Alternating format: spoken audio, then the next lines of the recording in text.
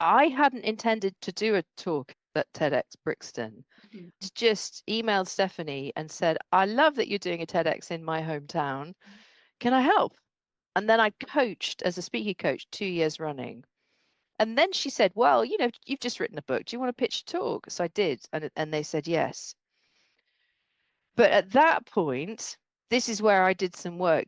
I realized that even if only 10 people watched it, that I'm a speaker coach. It's one thing that you don't want to mess up. I had a lovely coach in the US who said, this is quite a high jeopardy act.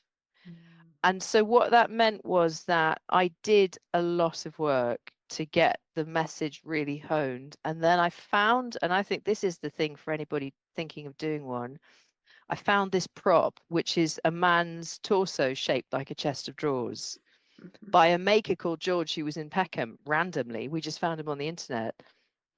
But it was, I'd done the work so I could be playful, because the more work you do, the more you can let go when you get on stage. And I had this prop that felt really creative and fun.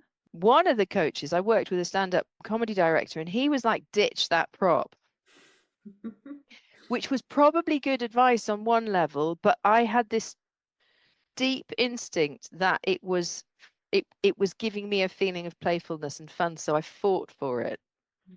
And I'm really, really glad I did. And I think that's the thing that no one else, however expert they are, can know in the end what's right for you on stage. You have to trust that gut instinct.